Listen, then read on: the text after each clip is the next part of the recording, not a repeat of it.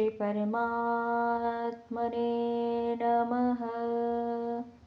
अथ द्वितीय अध्याय का दूसरा भाग का चर्चा करने का प्रयास किया है। स्वरूप सत्ता रूप है। सत्ता में कोई व्यथा नहीं है। शरीर में अपनी स्थिति मानने से ही व्यथा होती है। अतः शरीर में अपनी स्थिति मानते हुए कोई भी मनुष्य व्यथा रहित नहीं हो सकता।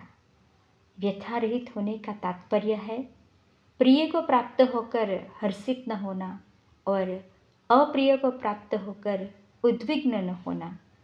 व्यथा रहित होने से मनुष्य की बुद्धि स्थिर हो जाती है। अब तक देह का जो विवेचन हुआ है उसी को भगवान दूसरे शब्दों से आगे के 3 श्लोकों में कहते हैं। न असतो विद्यते भावो न भावो विद्यते सतः उभयोरपि दृष्टो अन्तस्त्व अनयोस्तत्त्वदर्शिभिः। नास्तो विद्यते भावः। शरीर उत्पत्ति के पहले भी नहीं था, मरने के बाद भी नहीं रहेगा और वर्तमान में भी इसका क्षण प्रतिक्षण अभाव हो रहा है। तात्पर्य है कि यह शरीर भूत भविष्य और वर्तमान इन तीनों कालों में कभी भाव रूप से नहीं रहता, अतः यह असत है। इस तरह से इस संसार का भी भाव नहीं है, यह भी असत है। यह शरीर तो संसार का एक छोटा सा नमूना है, इसलिए शरीर के परिवर्तन से संसार मात्र के परिवर्तन का अनुभव होता है कि इस संसार का पहला भी अभाव था और पीछे भी अभाव होगा तथा वर्तमान में भी अभाव हो रहा है। संसार मात्र काल रूप अग्नि में लकड़ी की तरह निरंतर जल रहा है। लकड़ी के जलने पर तो कोयला और राख बची रहती है, वह संसार को काल रूप अग्नि ऐसे विलक्षण रीति से जलाती है कि कोयला अथवा राख कुछ भी बाकी नहीं रहता। वह संसार का अभाव ही अभाव कर देती है। इसीलिए कहा गया है कि असत की सत्ता नहीं है। ना भावो विद्यते सतः। जो सत वस्तु है उसका अभाव नहीं होता, अर्थात जब देह उत्पन्न नहीं हुआ था तब भी देही था। देह नष्ट होने पर भी देही रहेगा और वर्तमान में देह के परिवर्तनशील होने पर भी देही उसमें ज्यों का त्यों ही रहता है। इसी रीति से जब संसार उत्पन्न नहीं हुआ था उस समय भी परमात्मा परम तत्व था। संसार का अभाव होने पर भी परम तत्व रहेगा और वर्तमान में संसार के परिवर्तनशील होने पर भी परम तत्व उसमें ज्यों का त्यों ही रहे हैं। उभयोरपि दृष्टो अन्तस्तव अनयोस्तत्वदर्शिभिः। इन दोनों के अर्थात सत असत देही देह के तत्व को जानने वाले महापुरुषों ने इनका तत्व देखा है, इनका निचोड़ निकाला है कि केवल एक सत तत्व ही विद्यमान है। असत वस्तु का तत्व भी सत है और सत वस्तु का तत्व भी सत है, अर्थात दोनों का तत्व एक सत ही है। दोनों का तत्व भाव रूप से एक ही है।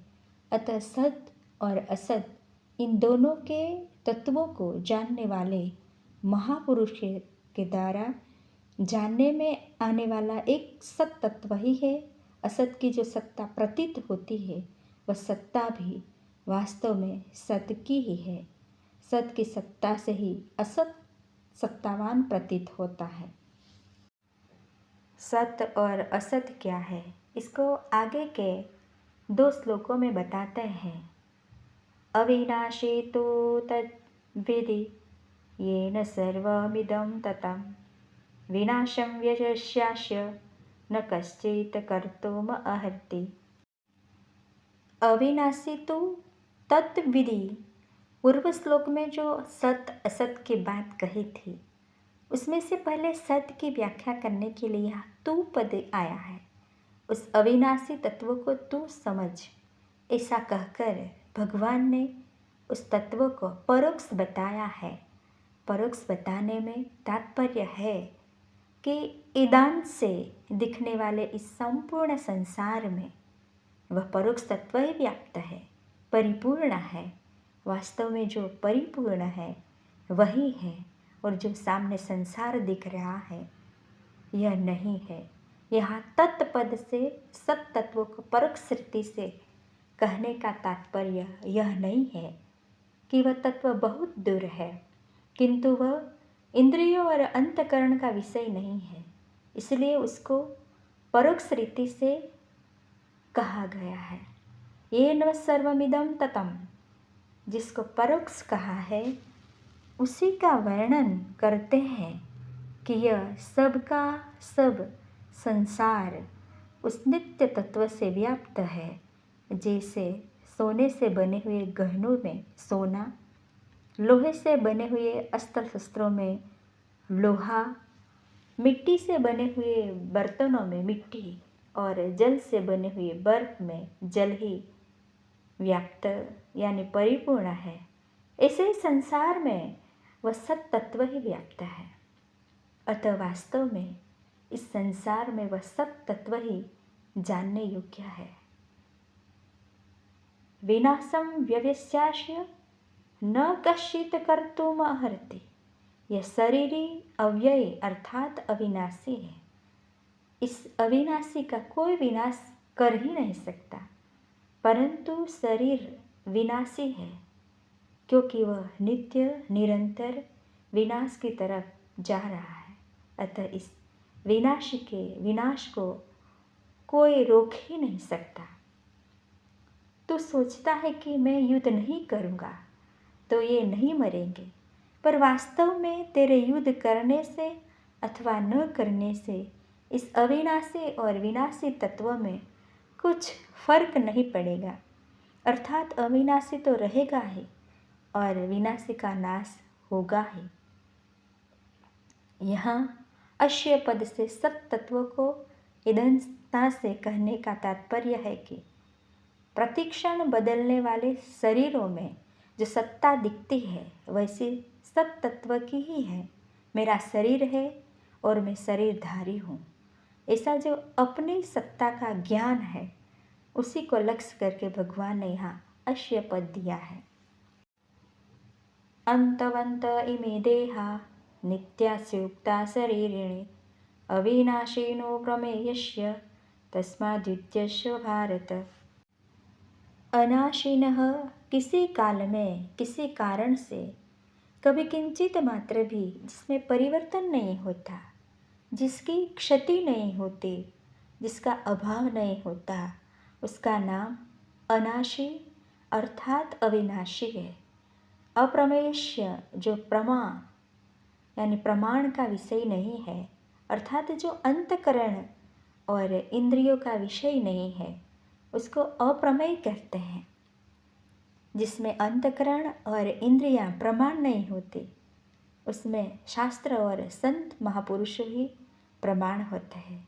शास्त्र और संत महापुरुष उन्हीं के लिए प्रमाण होते हैं जो श्रद्धालु है, जिसकी जिस शास्त्र और संत में श्रद्धा होती है वह उसी शास्त्र और संत के वचनों को मानता है। इसीलिए यह तत्व केवल श्रद्धा का विषय है, प्रमाण का विषय नहीं। शास्त्र और संत किसी को बाध्य नहीं करते कि तुम हमारे में श्रद्धा करो। श्रद्धा करने अथवा न करने में मनुष्य स्वतंत्र है। अगर वह शास्त्र और संत के वचन में श्रद्धा करेगा तो यह तत्व उसकी श्रद्धा का विषय है, और अगर वह श्रद्धा नहीं करेगा तो यह तत्व उसकी श्रद्धा का विषय नहीं है। नित्यस्य यह नित्य निरंतर रहने वाला है, किसी काल में यह न रहता हो ऐसी बात नहीं है। अर्थात यह सब काल में सदा ही रहता है। अंतवंत इमे देहा अक्तः शरीरिणी, इस अविनाशी अप्रमेय और नित्य शरीर के संपूर्ण संसार में जितने भी शरीर हैं वह सभी अंत वाले कहे गए हैं। अंत वाले कहने का तात्पर्य है कि उनका प्रतिक्षण अंत हो रहा है। इनमें अंत के सिवाय और कुछ है ही नहीं, केवल अंत ही अंत है। इस पदों में शरीर के लिए तो एक वचन दिया है और शरीरों के लिए बहुवचन दिया है। इसका एक कारण तो यह है कि प्रत्येक प्राणी के स्थूल, सूक्ष्म और कारण ये 3 शरीर होते हैं। दूसरा कारण यह है कि संसार के संपूर्ण शरीरों में एक ही शरीर ही व्याप्त है। आगे के 24 श्लोक में इसको सर्वगतः पद से सब में व्यापक बताएंगे। ये शरीर ही तो अविनाशी है और इसके कहे जाने वाले संपूर्ण शरीर नाशवान है। जिसे अविनाशी का कोई विनाश नहीं कर सकता, ऐसे ही नाशवानों को कोई अविनाशी नहीं बना सकता। नाशवान को तो विनाशीपना ही नित्य रहेगा, अर्थात उसका तो नाश ही होगा। अहमता अर्थात मैं पन पैदा हो गया और शरीर को अपने में रखने से ममता अर्थात मेरापन पैदा हो गया। यह स्वयं जिन जिन चीज़ों में अपने को रखता चला जाता है, उन उन चीज़ों में मैंपन होता ही चला जाता है। जैसे अपने को धन में रख दिया तो मैं धनी हूँ, अपने को राज्य में रख दिया तो मैं राज्य हूँ, अपने को विद्या में रख दिया तो मैं विद्वान हूँ, अपने को बुद्धि में रख दिया तो मैं बुद्धिमान हूँ, अपने को सिद्धियों में रख दिया तो मैं सिद्धि हूँ, अपने को शरीर में रख दिया तो मैं शरीर हूँ, आदि आदि।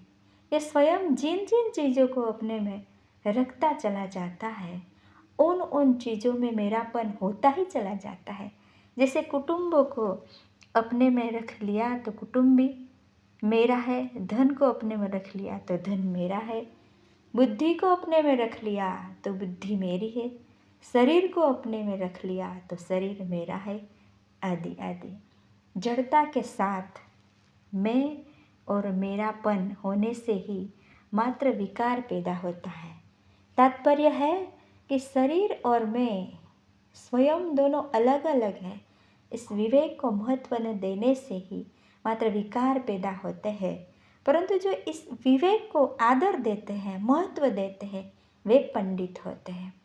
ऐसे पंडित लोग कभी शोक नहीं करते, क्योंकि सत सत ही है और असत असत ही है, उसका उनको ठीक अनुभव हो जाता है।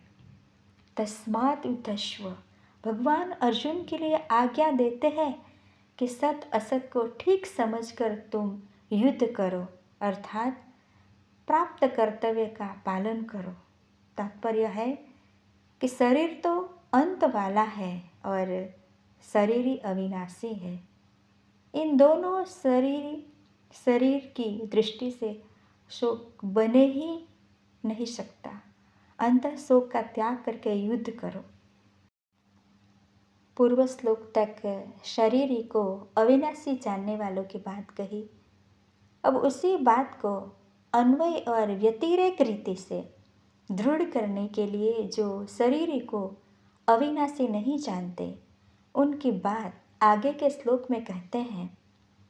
य एनं वेति हंतारं यस्य चैनं मन्यते हतम् उभोतो न विजानीतो नायं हन्ति न हन्यते। येनं वेति हंतारं, जो इस शरीर को मारने वाला मानता है वह ठीक नहीं जानता। कारण कि शरीर में कर्तापन नहीं है। जैसा कोई भी कारीगर कैसा चतुर क्यों न हो, पर किसी औजार के बिना वह कार्य नहीं कर सकता। ऐसे ही यह शरीर के बिना स्वयं कुछ भी नहीं कर सकता। तात्पर्य हुआ कि शरीर में कर्तापन नहीं है, पर यह शरीर के साथ तादात्म्य करके संबंध जोड़कर शरीर से होने वाली क्रियाओं में अपने को कर्ता मान लेता है। अगर यह शरीर के साथ अपना संबंध न जोड़े तो यह किसी भी क्रिया का कर्ता नहीं है। यश्चैनं मन्यते हतम्, जो इसको मरा मानता है वह भी ठीक नहीं जानता। जैसे यह शरीर ही मारने वाला नहीं है, ऐसे ही यह मरने वाला भी नहीं है, क्योंकि इसमें कभी कोई विकृति नहीं आती।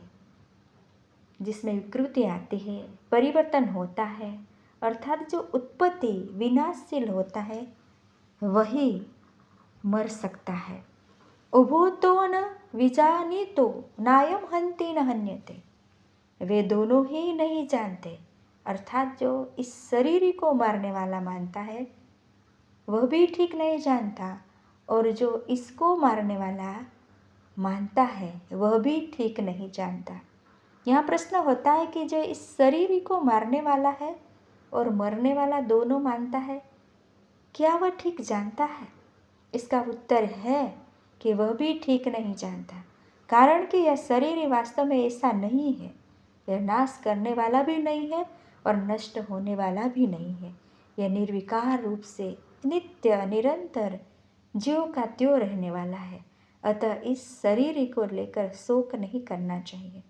अर्जुन के सामने युद्ध का प्रसंग होने से ही यहाँ शरीर को मरने मारने की क्रिया से रहित बताया गया है। वास्तव में यह संपूर्ण क्रियाओं से रहित है। यह शरीर ही मरने वाला क्यों नहीं है?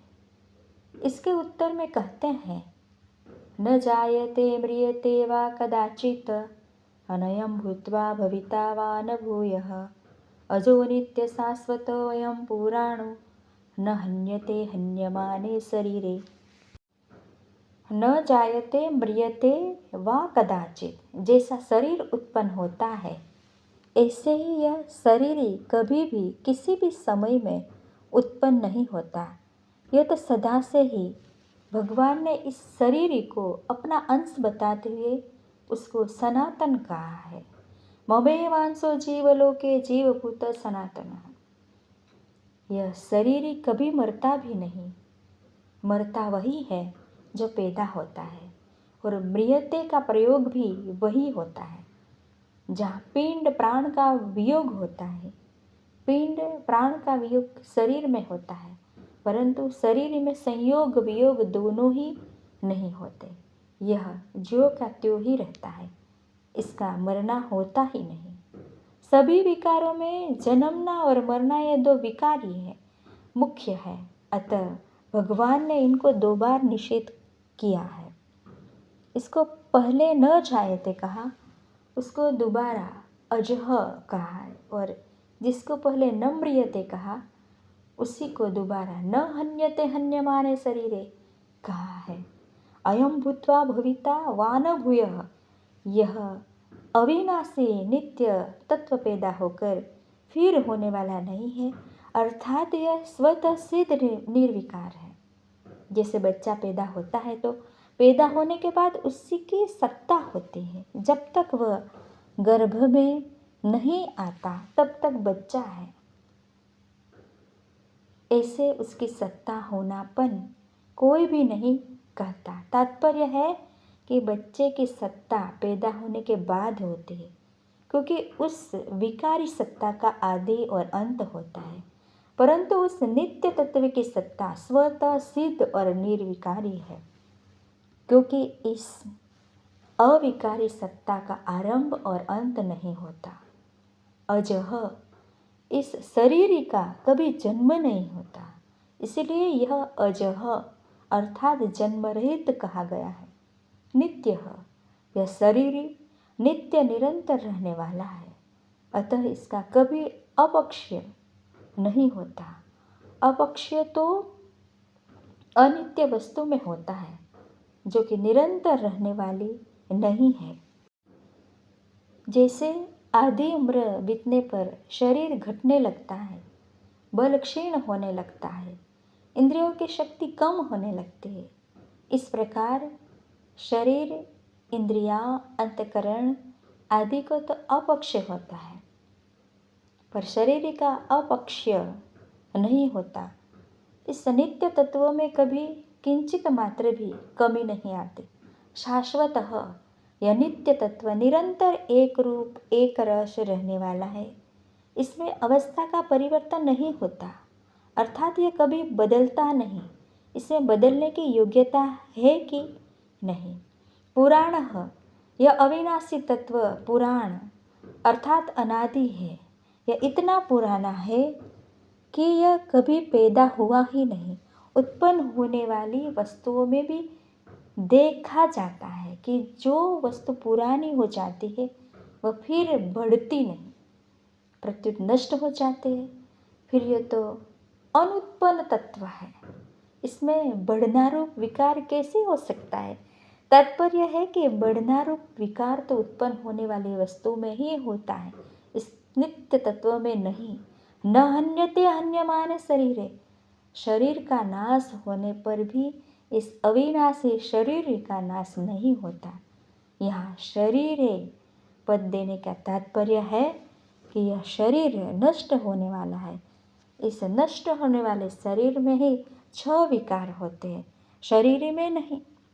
इन पदों में भगवान ने शरीर को शरीर का जैसा स्पष्ट वर्णन किया है, ऐसा स्पष्ट वर्णन गीता में दूसरी जगह नहीं आया है।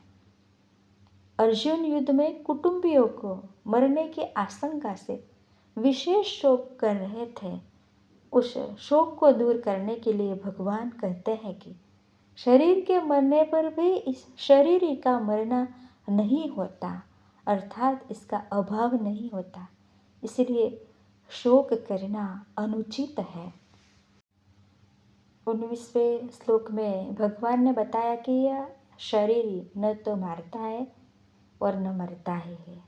इसमें मरने का निषेध तो 20वें श्लोक में कर दिया। अब मारने का निषेध करने के लिए आगे का श्लोक कहते हैं, वेदा विनाशिनम नित्यम य एनम अजम अव्ययम कथम स पुरुष पार्थ कम घातयति हन्ति कम। वेदा विनाशिनम धायति हन्ति कम। इस शरीर का कभी नाश नहीं होता, इसमें कभी कोई परिवर्तन नहीं होता, इसका कभी जन्म नहीं होता और इसमें कभी किसी तरह की कोई कमी नहीं आती।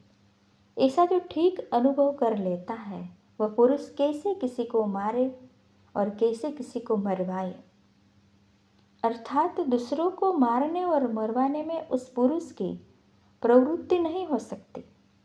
वह किसी क्रिया का न तो कर्ता बन सकता है और न कार्यता बन सकता है।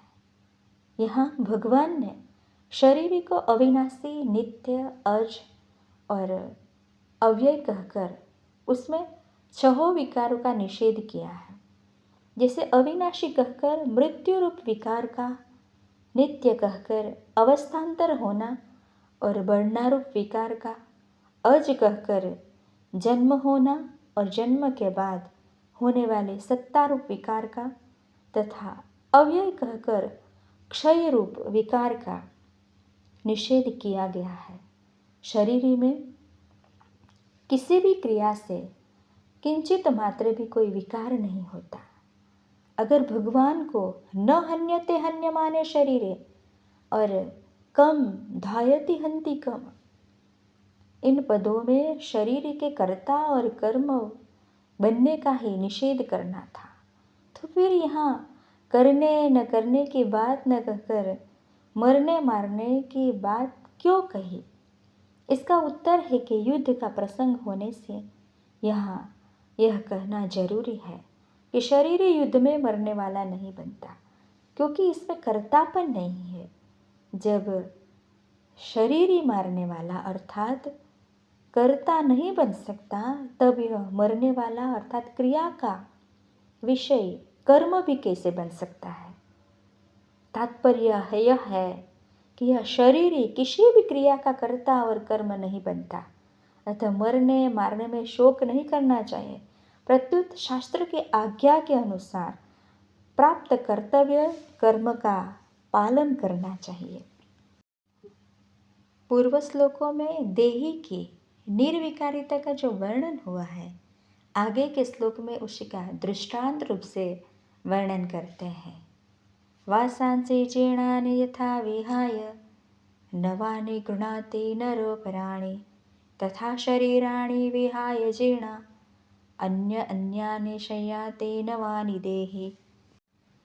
वासांसि जीर्णानि शय्याते नवानि देहि, इस अध्याय के 13वें श्लोक में सूत्र रूप से कहा गया था कि देहांतर की प्राप्ति के विषय में धीर पुरुष शोक नहीं करते। अब उसी बात को उदाहरण देकर स्पष्ट रूप से कह रहे हैं कि जैसे पुराने कपड़ों के परिवर्तन पर मनुष्य को शोक नहीं होता, ऐसे ही शरीरों के परिवर्तन में भी शोक नहीं होना चाहिए। कपड़े मनुष्य ही बदलते हैं, पशु पक्षी नहीं। अतः यहाँ कपड़े बदलने के उदाहरण में नरह पद दिया है। यह नर पद मनुष्य योनि का वाचक है और इसमें स्त्री पुरुष, बालक बालिकाएं, जवान बूढ़े आदि सभी आ जाते हैं। जैसे मनुष्य पुराने कपड़ों को छोड़कर दूसरे नए कपड़ों को धारण करता है, ऐसे ही यह देही पुराने शरीरों को छोड़कर दूसरे नए शरीरों को धारण करता है। पुराना शरीर छोड़ने को मरना कहते हैं और नया शरीर धारण करने को जन्मना कह देते हैं। जब तक प्रकृति के साथ संबंध रहता है तब तक यह देही पुराने शरीर को छोड़कर कर्मों के अनुसार या अंतकालीन चिंतन के अनुसार नए नए शरीरों को प्राप्त होता रहता है। यहाँ शरीराणी पद में बहुवचन देने का तात्पर्य है कि जब तक शरीरी को अपने वास्तविक स्वरूप का यथार्थ बोध नहीं होता तब तक यह शरीरी अनंत काल तक शरीर धारण करता ही रहता है। आज तक इसने कितने शरीर धारण किए हैं इसकी गिनती भी संभव नहीं है। इस बात को लक्ष्य में रखकर शरीराणी पद में बहुवचन का प्रयोग किया गया है तथा संपूर्ण जीवों का लक्ष्य कराने के लिए यहाँ देही पद आया है। यहाँ श्लोक के पूर्वार्ध में तो जीर्ण कपड़ों की बात कही है और उत्तरार्ध में जीर्ण शरीरों की, जीर्ण कपड़ों का दृष्टांत शरीरों में कैसे लागू होगा, कारण कि शरीर तो बच्चों और जवानों के भी मर जाते हैं, केवल बूढ़ों के जीर्ण शरीर मर जाते हो, यह बात तो है नहीं। इसका उत्तर यह है कि शरीर तो आयु समाप्त होने पर ही मरता है और आयु समाप्त होना ही शरीर का जीर्ण होना है। शरीर चाहे बच्चों का हो, चाहे जवानों का हो, चाहे वृद्धों का हो, आयु समाप्त होने पर वे सभी जीर्ण ही कहलाएंगे। इस श्लोक में भगवान ने यथा और तथा पद देकर कहा है कि जैसे मनुष्य पुराने कपड़ों को छोड़कर नए कपड़े धारण कर लेता है, वैसे ही यह देही पुराने शरीरों को छोड़कर नए शरीरों में चला जाता है। यहाँ एक शंका होती है, जैसे कुमार, युवा और वृद्ध अवस्थाएं अपने आप होती है, वैसे ही देहांतर की प्राप्ति अपने आप होती है।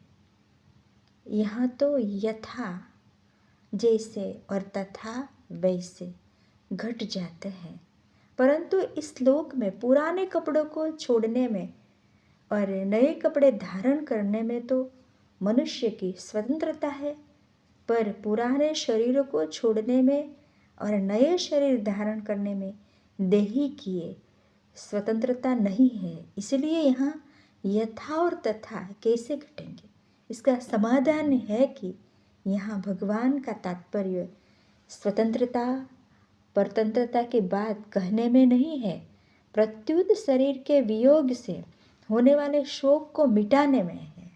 जैसे पुराने कपड़ों को छोड़कर नए कपड़े धारण करने पर भी धारण करने वाला मनुष्य वही रहता है, वैसे ही पुराने शरीर को छोड़कर नए शरीरों में चले जाने पर भी देही ज्यों का त्यों निर्लिप्त रूप से रहता है, अतः शोक करने की कोई बात है ही नहीं। इस दृष्टि से यह दृष्टांत ठीक ही है। दूसरी शंका यह होती है कि पुराने कपड़े छोड़ने में और नए कपड़े धारण करने में तो सुख होता है, पर पुराने शरीर छोड़ने में और नए शरीर धारण करने में दुख होता है। अतः यहाँ यथा और तथा कैसे घटेंगे, इसका समाधान यह है कि शरीर के मरने का जो दुख होता है वह मरने से नहीं होता, प्रत्युत जीने की इच्छा से होता है। मैं जीता रहूं। इसी जीने की इच्छा भीतर में रहते हैं और मरना पड़ता है तब दुख होता है। तात्पर्य यह हुआ कि जब मनुष्य शरीर के साथ एकात्मकता कर लेता है तब वह शरीर के मरने से अपना मरना मान लेता है और दुखी होता है। परंतु जो शरीर के साथ अपनी एकात्मकता नहीं मानता उसको मरने में दुख नहीं होता, प्रत्युत आनंद होता है।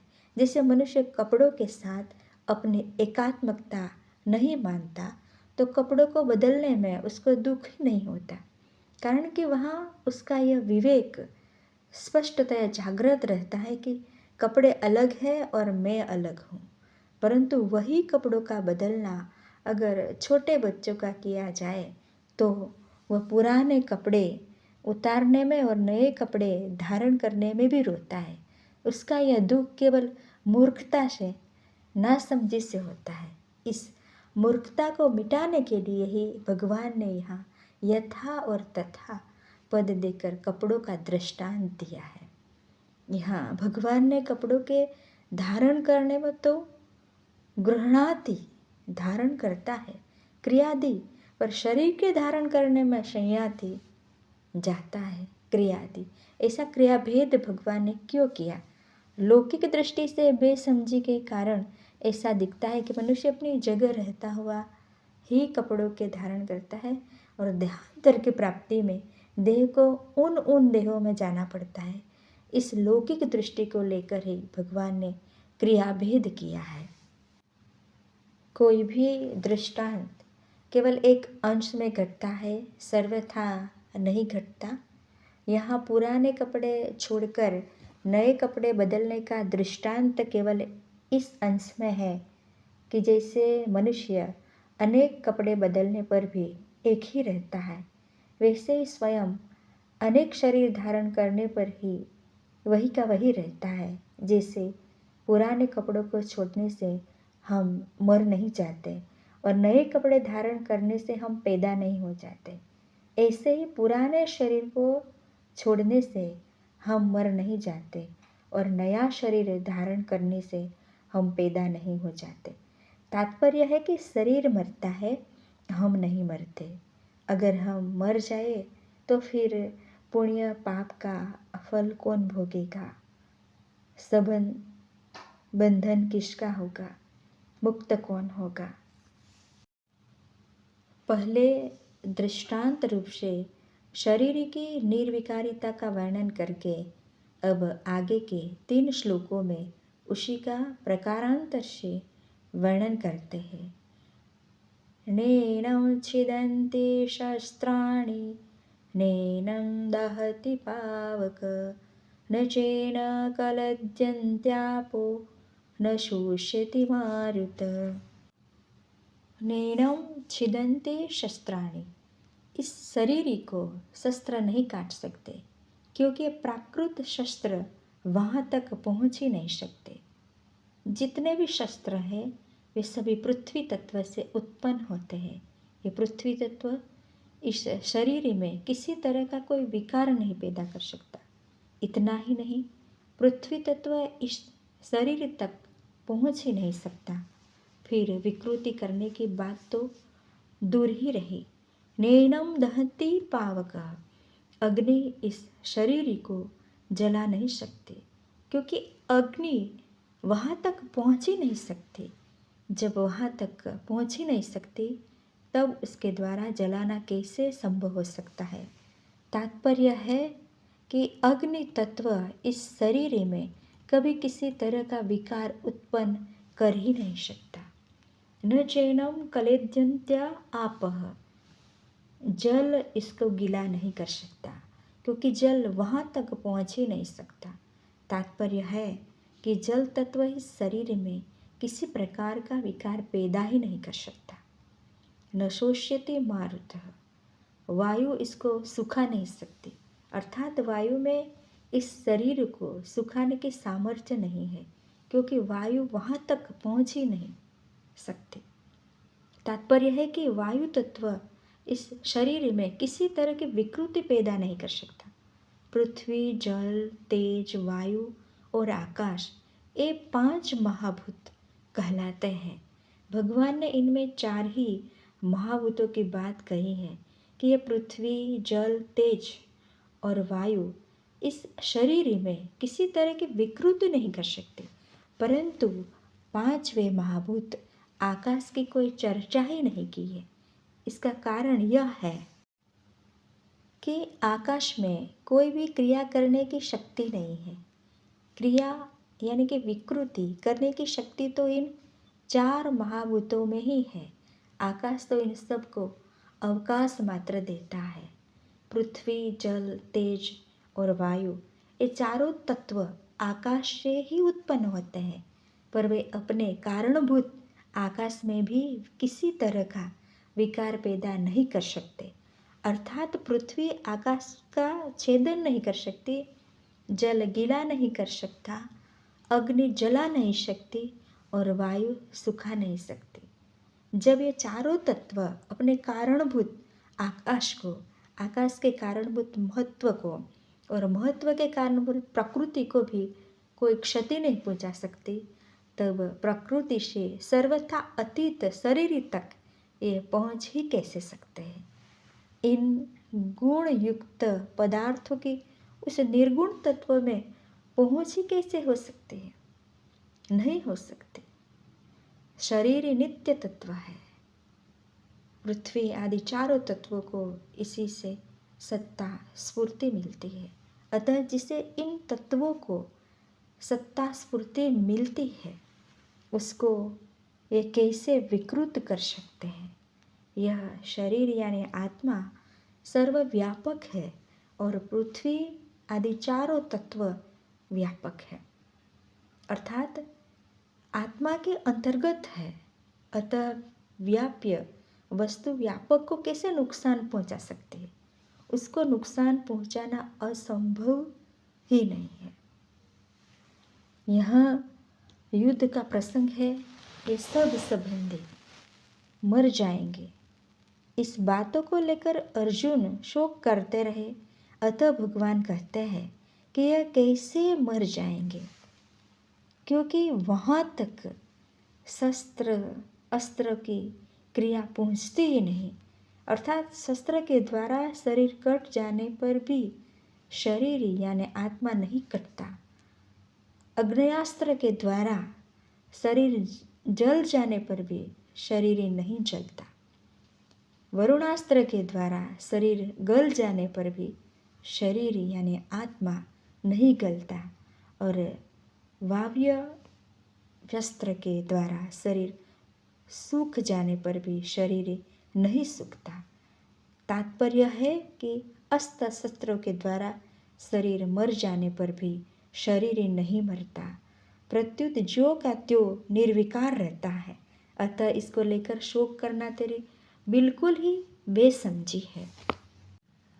अच्छेद्यो अयम दाह्यो अयम क्लेद्यो अशोच एव च नित्यः सर्वगतस्थाणुर् अचलो अयम सनातनः। अच्छेद्यो अयम शस्त्र इस शरीर का यानी आत्मा का छेदन नहीं कर सकते। इसका मतलब यह नहीं है कि शस्त्रों का अभाव यह है या शस्त्र चलाने वाला अयोग्य है, प्रत्युत छेदन रूपी क्रिया आत्मा में प्रविष्ट ही नहीं कर सकती। यह छेदन होने के योग्य ही नहीं है। शस्त्र के सिवाय मंत्र, श्राप आदि से भी इस आत्मा का छेदन नहीं हो सकता। जैसे बृहद्यारण्यक में बताया है कि याज्ञवल्क्य के प्रश्नों का उत्तर न दे सकने के कारण उनके श्राप से शाकल्य का मस्तक कट कर गिर गया। इस प्रकार देह तो मंत्र से, वाणी से कट सकता है, पर देही सर्वथा अछेद्य है। अदाह्यो अयम यह शरीर ही अदाह्य है, क्योंकि इसमें जलने की योग्यता ही नहीं है। अग्नि के सिवाय मंत्र, श्राप आदि से भी यह देही जल नहीं सकता।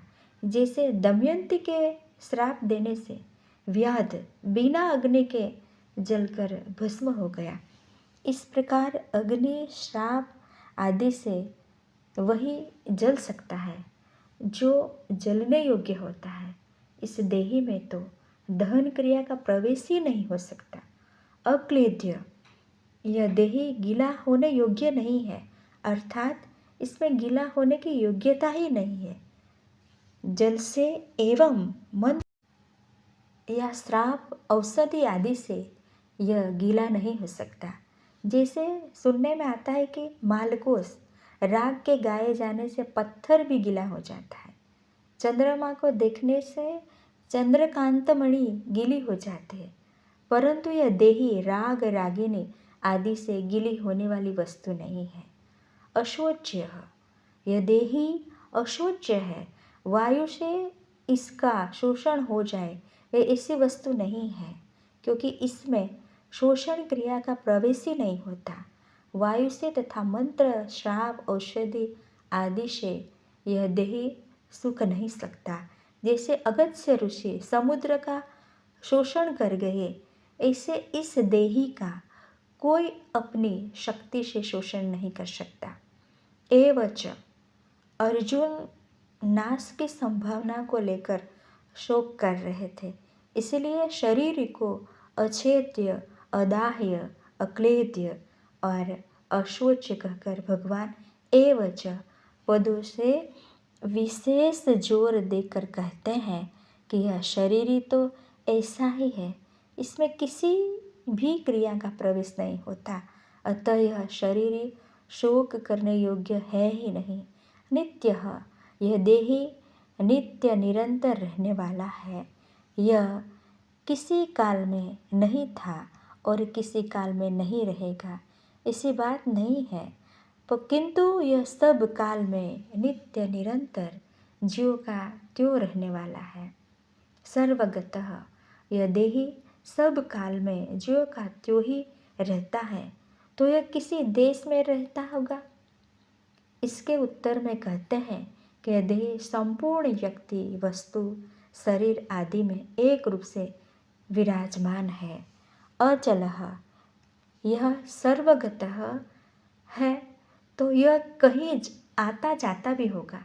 इस पर कहते हैं कि यह देही स्थिर स्वभाव वाला है, अर्थात इसमें कभी यहाँ और कभी वहाँ इस प्रकार आने जाने की क्रिया ही नहीं है। स्थाणु, यह स्थिर स्वभाव वाला है, कहीं आता जाता नहीं, यह बात ठीक है, पर इसमें कंपन तो होता होगा। जैसे वृक्ष एक जगह ही रहता है, कहीं भी आता जाता नहीं, पर वह एक जगह रहता हुआ हिलता है, ऐसे ही इस देही में भी हिलने की क्रिया होती होगी। इसके उत्तर में कहते हैं कि यह देही स्थाणु है, अर्थात इसमें हिलने की क्रिया ही नहीं है। सनातन, यह देही अचल है, स्थाणु है, यह बात तो ठीक है, पर यह कभी पैदा भी होता होगा। इस पर कहते हैं कि यह सनातन है, अनादि है, सदा से है, यह किसी समय नहीं था, ऐसा संभव ही नहीं है। अव्यक्तो अयं चिन्त्यो अयं विकार्यो अयम् उच्यते तस्मादेवं विदित्वेनं नानुशोचितुम् अर्हसि। अव्यक्तो अयं, जैसे शरीर संसार स्थूल रूप से देखने में आता है, वैसे यह शरीर स्थूल रूप से देखने में आने वाला नहीं है, क्योंकि यह स्थूल सृष्टि से रहित है। अचिंत्यो अयम, मन बुद्धि आदि दिखने में तो नहीं आते, पर चिंतन में आते हैं, अर्थात ये सभी चिंतन के विषय है, परंतु यह देही चिंतन का भी विषय नहीं है, क्योंकि यह सूक्ष्म सृष्टि से रहित है। अविकार्यो अयम उच्यते, यह देही विकार रहित कहा जाता है, अर्थात इसमें कभी किंचित मात्र भी परिवर्तन नहीं होता। सबका कारण प्रकृति है, उस कारणभूत प्रकृति में भी विकृति होती है, परंतु इस देही में किसी प्रकार की विकृति नहीं होती, क्योंकि यह कारण सृष्टि से रहित है। यहाँ 24वें 25वें श्लोक में अछेद्य, अदाह्य, अक्लेद्य, अशोच्य, अचल, अव्यक्त, अचिंत्य और अविकार्य इन 8 विशेषणों के द्वारा इस देही का निषेध मोक्ष और नित्य, सर्वगत, स्थाणु और सनातन, इन 4 विशेषणों के द्वारा इस देही का विधि मोक्ष वर्णन किया गया है। परंतु वास्तव में इसका वर्णन हो नहीं सकता, क्योंकि यह वाणी का विषय नहीं है। इससे वाणी आदि प्रकाशित होते हैं। इस देही को वे सब प्रकाशित कैसे कर सकते हैं? अतः इस देही का ऐसा अनुभव करना है, इसका वर्णन करना है। तस्मादेवं विदित्वेनं नानुशोचितुम् अर्हसि। इसीलिए इस देही को अछेद्य, अशोच्य, नित्य, सनातन, अविकार्य आदि जान ले, अर्थात ऐसा अनुभव कर ले, तो फिर शोक हो ही नहीं सकता। अगर शरीर को निर्विकार न मानकर विकारी मान लिया जाए तो भी शोक नहीं हो सकता। यह बात आगे के 2 श्लोकों में कहते हैं। अथ चैनं नित्यजातं नित्यं वा मन्यसे मृतं तथापि त्वं महाबाहो नैवं शोचितुम् अर्हसि। अथ चैनं शोचितुम् अर्हसि। भगवान यहाँ पक्षांतर में अथ च और मन्य से पद देकर कहते हैं कि यद्यपि सिद्धांत की ओर सच्ची बात यही है कि देही किसी भी काल में जन्मने मरने वाला नहीं है, तथापि अगर तुम सिद्धांत से बिल्कुल विरुद्ध बात पे मान लो कि देही नित्य जन्मने वाला और नित्य मरने वाला है, तो भी तुम्हें शोक नहीं होना चाहिए। कारण कि जो जन्मेगा वह मरेगा ही, और जो मरेगा वह जन्मेगा ही। इस नियम को कोई टाल नहीं सकता। अगर बीज को पृथ्वी में बो दिया जाए तो वह फूल कर अंकुर देता है, और वही अंकुर क्रमशः बढ़कर वृक्ष रूप होता है। इसमें सूक्ष्म दृष्टि से देखा जाए कि क्या वह बीज एक क्षण भी एक रूप से रहा? पृथ्वी में वह पहले अपने कठोर रूप को छोड़कर कोमल रूप में हो गया, फिर कोमल रूप को छोड़कर अंकुर रूप में हो गया, इसके बाद अंकुर रूप को छोड़कर वृक्ष रूप में हो गया, और अंत में आयु समाप्त होने पर वह सूख गया। इस तरह बीज एक क्षण भी एक रूप से नहीं रहा, प्रत्युत प्रति क्षण बदलता रहा। अगर बीज एक क्षण भी एक रूप से रहता तो वृक्ष के सूखने तक की क्रिया कैसे होती? उसने पहले रूप को छोड़ा, यह उसका मरण हुआ, और दूसरे रूप को धारण किया, यह उसका जन्म हुआ। इस तरह वह प्रतिक्षण ही जन्मता मरता रहा। बीज की यही तरह शरीर है। बहुत सूक्ष्म रूप से वीर्य का जंतु रज के साथ मिला, वह बढ़ते बढ़ते बच्चे के रूप में हो गया और फिर जन्म गया। जन्म के बाद वह बढ़ा, फिर घटा और अंत में मर गया। इस तरह शरीर एक क्षण भी एक रूप से न रहकर बदलता रहा, अर्थात प्रति क्षण जन्मता मरता रहा। भगवान कहते हैं कि अगर तुम शरीर की तरह शरीर को भी नित्य जन्मने मरने वाला मान लो तो भी यह शोक का विषय नहीं हो सकता। जातस्य हि ध्रुवो मृत्यु ध्रुवं जन्म मृतस्य च तस्मात् परिहार्यार्थे न त्वं शोचितुम् अर्हसि। जातस्य हि ध्रुवो मृत्यु ध्रुवं जन्म मृतस्य च। पूर्व श्लोक के अनुसार अगर शरीर को नित्य जन्मने और मरने वाला भी मान लिया जाए तो भी वह शोक का विषय नहीं हो सकता। कारण कि जिसका जन्म हो गया है वह जरूर मरेगा, और जो मर गया है वह जरूर जन्मेगा। तस्माद् परिहार्यार्थे न त्वं शोचितुम् अर्हसि। इसीलिए कोई भी इस जन्म मृत्यु रूप प्रवाह का परिहार निर्वाण नहीं कर सकता, क्योंकि इसमें किसी का किंचित मात्र भी वश नहीं चलता। यह जन्म मृत्यु रूप प्रवाह तो अनादिकाल से चला आ रहा है और अनंत काल तक चलता रहेगा। इस दृष्टि से तुम्हारे लिए शोक करना उचित नहीं है। ये धृतराष्ट्र के पुत्र जन्मे हैं तो जरूर मरेंगे। तुम्हारे पास ऐसा कोई उपाय नहीं है जिससे तुम उनको बचा सको। जो मर जाएंगे वे जरूर जन्मेंगे, उनको भी तुम रोक नहीं सकते। फिर शोक किस बात का? शोक उसी का कीजिए जो अनहोनी हुई। अनहोनी होती नहीं, होनी है सो हुई। जैसे इस बात को सब जानते हैं कि सूर्य का उदय हुआ है तो उसका अस्त होगा ही, और अस्त होगा तो उसका उदय होगा ही। इसलिए मनुष्य सूर्य का अस्त होने पर शोक चिंता नहीं करते। ऐसे ही हे अर्जुन, अगर तुम ऐसा मानते हो कि शरीर के साथ ये भीष्म द्रोण आदि सभी मर जाएंगे तो फिर शरीर के साथ जन्म भी जाएंगे। अतः इस दृष्टि से भी शोक नहीं हो सकता। भगवान ने इन 2 श्लोकों में जो बात कही है वह भगवान का कोई वास्तविक सिद्धांत नहीं है। अतः अथच पद देकर भगवान ने दूसरे शरीर को एक मानने वाले पक्ष की बात कही है कि ऐसा सिद्धांत तो है नहीं, पर अगर तू ऐसा भी मान ले तो भी शोक करना उचित नहीं है। इन 2 श्लोकों का तात्पर्य यह हुआ कि संसार की मात्र चीज़ें प्रतिक्षण परिवर्तनशील होने से पहले रूप को छोड़कर दूसरे रूप को धारण करती है। इसमें पहले रूप को छोड़ना यह मरना हो गया और दूसरे रूप को धारण करना यह जन्मना हो गया। इस प्रकार जो जन्मता है उसकी मृत्यु होती है, और जिसकी मृत्यु होती है वह फिर जन्मता है। यह प्रवाह तो हर दम चलता ही रहता है।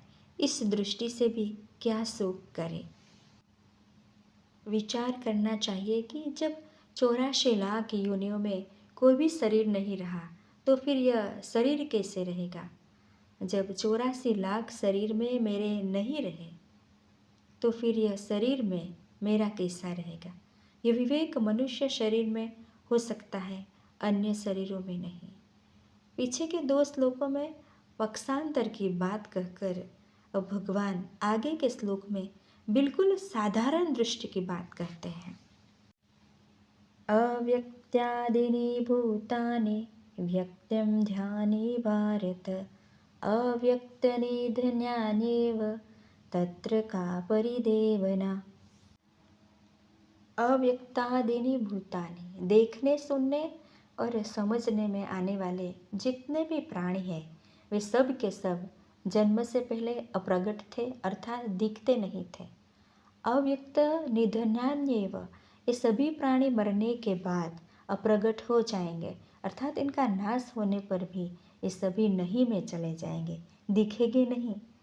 व्यक्तम ध्याने, ये सभी प्राणी बीच में अर्थात जन्म के बाद और मृत्यु के पहले प्रकट दिखाई देते हैं। जैसे सोने से पहले भी स्वप्न नहीं था और जगने पर भी स्वप्न नहीं रहा, ऐसे ही इन प्राणियों के शरीरों का पहले भी अभाव था और पीछे भी अभाव रहेगा, परंतु बीच में भाव रूप से दिखते हुए भी वास्तव में इनका प्रतिक्षण अभाव हो रहा है। तत्र का परिदेवना, जो आदि और अंत में नहीं होता वह बीच में भी नहीं होता, यह सिद्धांत है। सभी प्राणियों के शरीर पहले नहीं थे और पीछे नहीं रहेंगे, अतः वास्तव में वे बीच में भी नहीं है, परंतु यह शरीर ही पहले भी था और पीछे भी रहेगा, अतः वह बीच में भी रहेगा ही। निष्कर्ष यह निकला कि शरीरों का सदा अभाव है और शरीर का कमी भी अभाव नहीं है, इसलिए इन दोनों के लिए शोक नहीं हो सकता।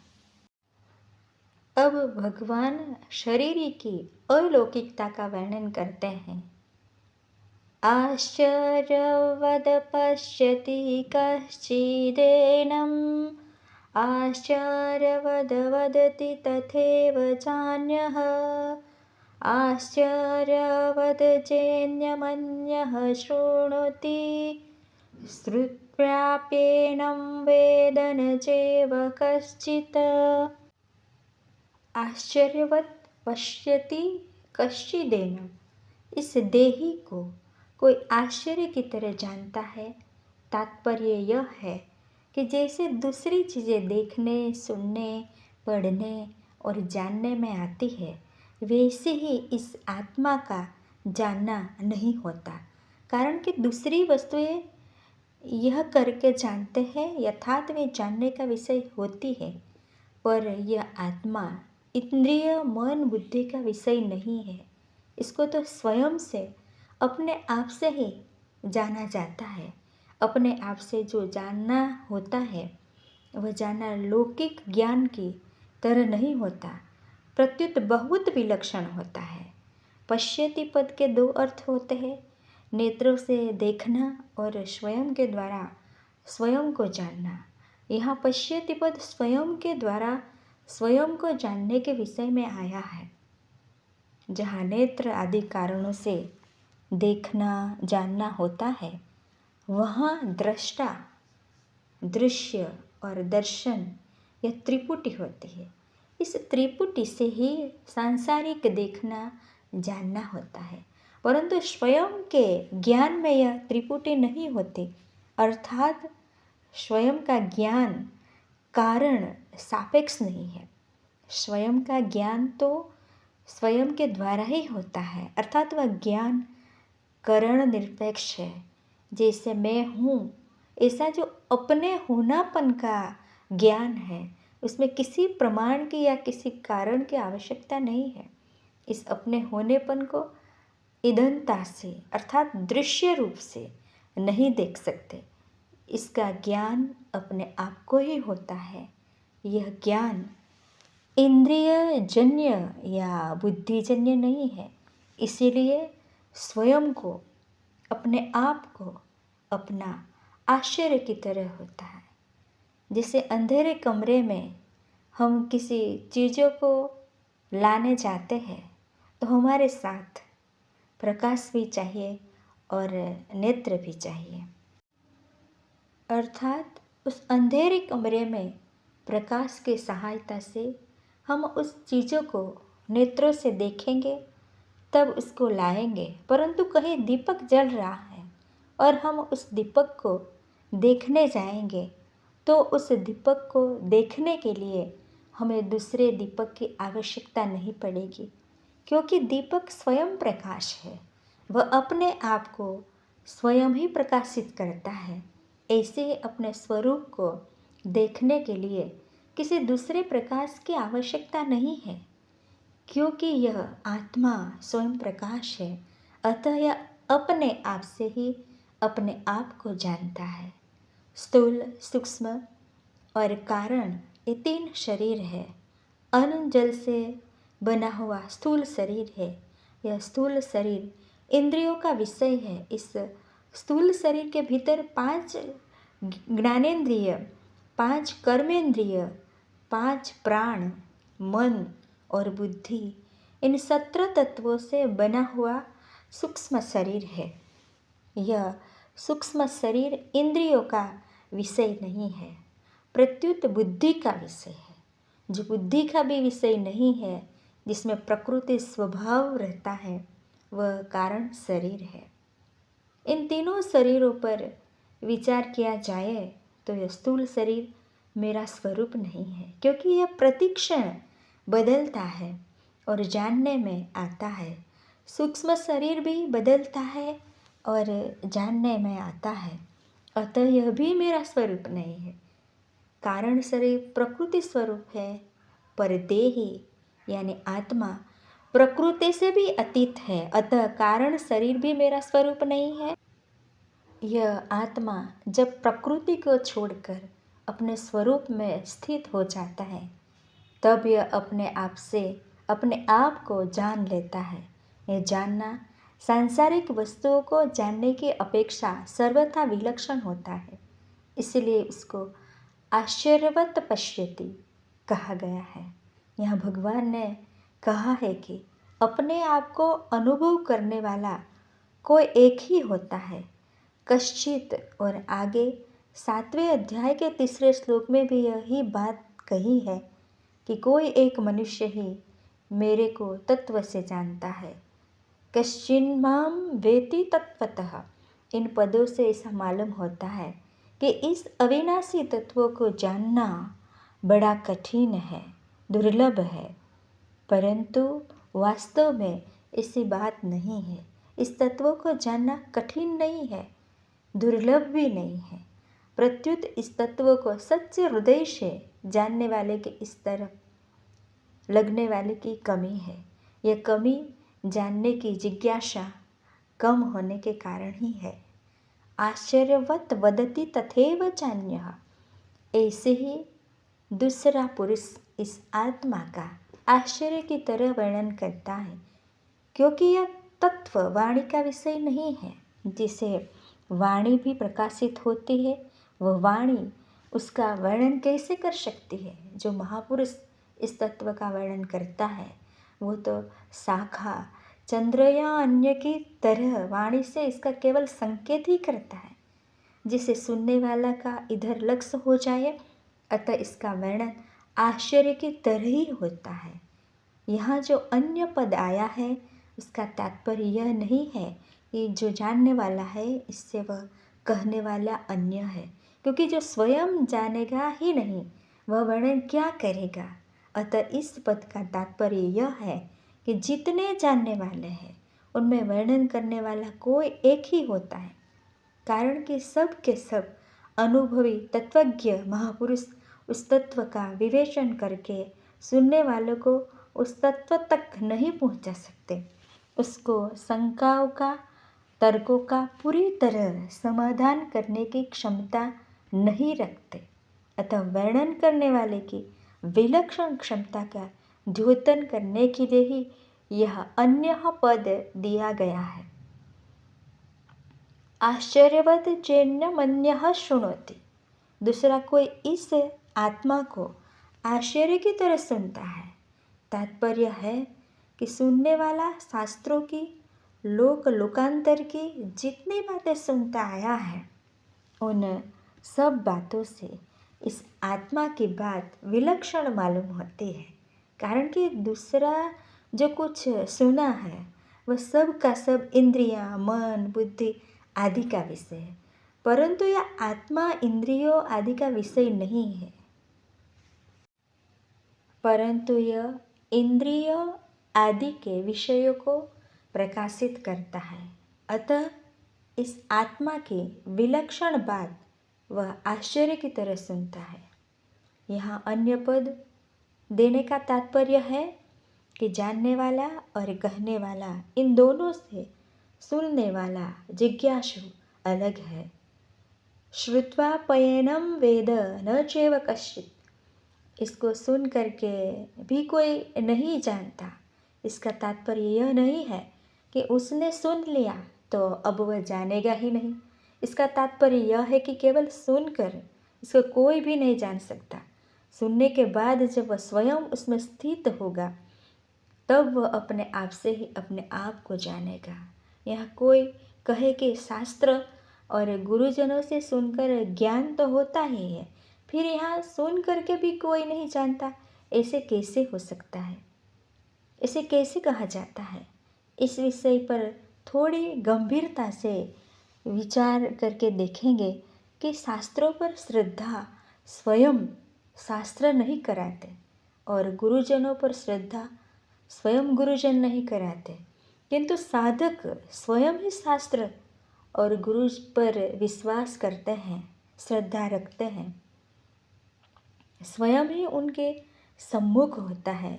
अगर स्वयं के सम्मुख हुए बिना ही ज्ञान तो हो जाता है, तो आज तक भगवान के बहुत अवतार हुए, बड़े बड़े जीवन मुक्त महापुरुष हुए, उनके सामने कोई अज्ञानी रहा ही नहीं चाहिए था।